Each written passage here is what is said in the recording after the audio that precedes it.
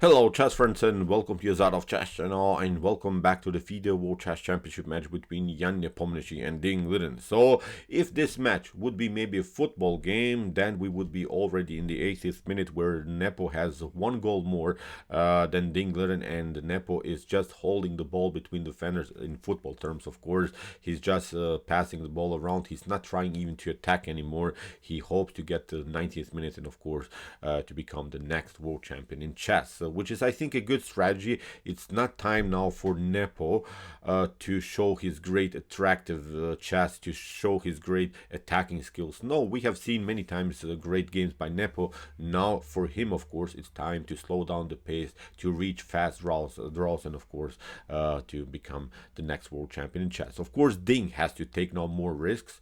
Of course, not today, because today Ding played with the black pieces against Nepo, but maybe in the next couple of rounds where still Ding has two more games with the white pieces, so I think he has still chances, because we have seen so far great preparation by Ding with the white pieces, where he surprised also Ding in a couple of openings. So still Ding has some chances, but he has to make something happen today. I don't think that Ding Liren would really risk something with the black pieces, because you don't want to also lose the game. Then of course probably it's over. So let's see now what happened, how this game ended, because it was now again a critical moment after this round 11 that they played. Still 3 more rounds have to be played, but today again Jan Nepomniachtchi with the white pieces. So here Jan opened with the move e4. Ding's response was e5, knight to f3, knight to c6, bishop to b5. We have the Spanish game. The Ruy Lopez is on the board. a6 Murphy defense, bishop to a4, standard stuff, knight to f6, kingside Carlsen, bishop to e7, the closed Ruy Lopez. And now after move d3 we have now the so-called Martinez variation. So b5, kicking with the bishop, bishop to b3, d6, pretty standard line. This position has been played millions and millions of times in chess history. We have now a3, creating spaces for the bishop, and of course controlling for the d5 square. So now knight to a5, hitting the bishop, bishop to a2. You see how important it was to play the move a3 in the first place. We have now the move c5, and this move is a very common move for the Ruy Lopez closed games, but its downside is of course that you're leaving also some weak squares in the position.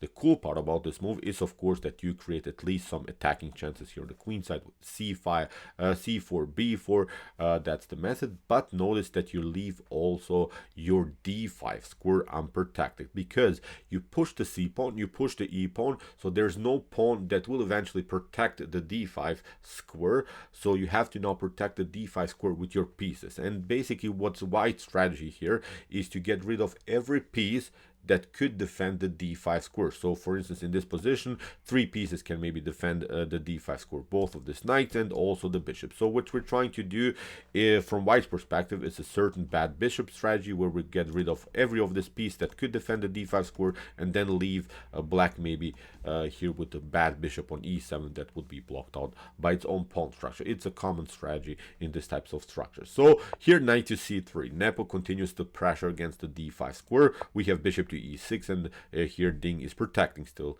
the d5 square. Here bishop to g5 as promised, so we're attacking every piece that is controlling the d5 square. So it's a simple battle now for one centralized square. So now Ding played kingside Carlsen in one of his games against Vichy Anand back from 2015.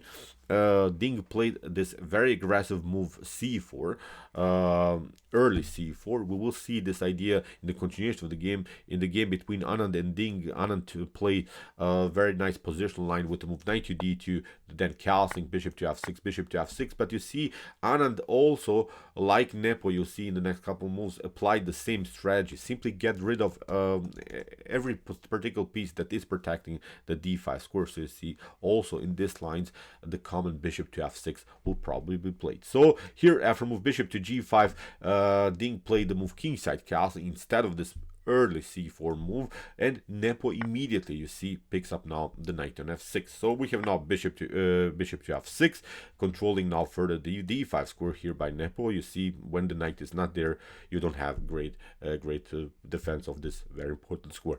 After bishop to f6, here Ding immediately occupied the d5 square. We have g6, trying of course bishop to g7 in some lines, maybe to play the move f5, like in the common King's Indian structure. We have now queen to d2, we have bishop to g7, and now a very interesting choice here by Nepo, knight to g5, and it's quite tempting.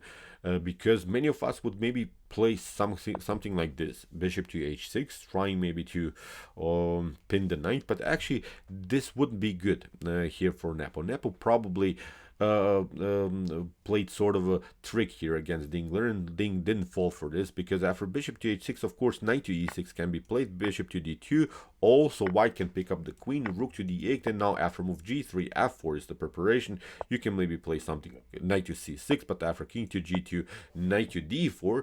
As we said, with this structure, c5, d6, e5, you don't have pawns that could maybe kick away this potential outpost of the knight on d5. So white's knight is staying there forever. On the other hand, black's knight can be always kicked away with the potential c3 movement. Now you have to step back, and with this centralized knight, I think white should be much better already. Rook to d1 is going to happen, kicking away the bishop, maybe afterwards even f4, creating some spaces with this bishop, targeting also the weakness on f7.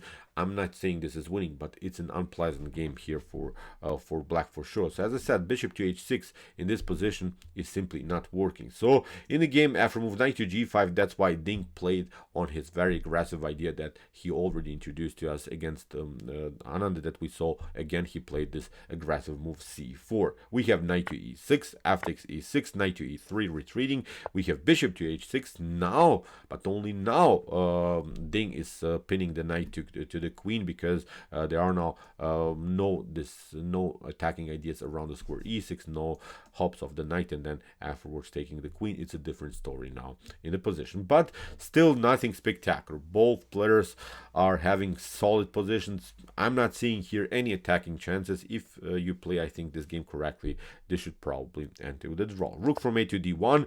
Nepo sees his chances maybe here on the d file, because obviously the d file is going to be open. The d6 square, the d6 pawn is now obviously a weak pawn in the position. We have now rook to b8, d takes c4, knight to c4, bishop to c4. We have b takes c4, queen to d6, queen to d6, rook to d6, and now bishop to e3, f takes e3. You see, it's a pretty forced line, which again is good for Nepo. Although Nepo is playing, of course, with the white pieces, and you want to, in many occasions, have to more out of the game with the white pieces. But as I said, he has reached the 80th minute. He doesn't have to take any risks anymore. He just needs to reach the 90th minute, and of course, he's the next world champion. This Nepo doesn't have to take chances here. Ding has to take chances, but of course, as we said, not with the black pieces here.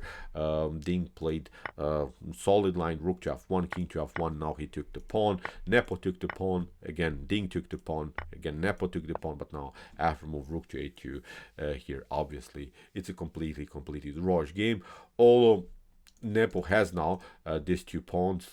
He has an extra pawn, but these are double pawns, of course. In any of these lines, this should be a theoretical draw. So Nepo still fights for his game here. He's trying to do something. Rook to c6, attacking the pawn on c4. Ding picks up now the pawn on a3. Rook to c4, rook to e3. But the only advantage that Nepo here has, of course, is that the king is much closer to the action. So we have rook to a3, rook to c5. Now a couple of checks here by Ding against white king, king to g4, and now rook to a2, again king to h3, and now rook to e2, attacking now the pawn on e4. But now the king is simply too far away from the action. Ding realized the problems now of Nepos in the continuation. Okay, Nepo can take now here the pawn on e5, but now black's king is getting closer to the action. King to g3, we have king to f6, the rook has to step back, again attack against the rook. We have now here again rook to e5, king to f6, and now after rook to e8, again king to f7, rook to e5, and after this move, it was the third time the same position. It was, of course, a draw. And okay, this wasn't maybe the most spectacular game, of course, of all times, but we can understand Nepo's approach here. He has to now play only draws in order to become the world champion in chess.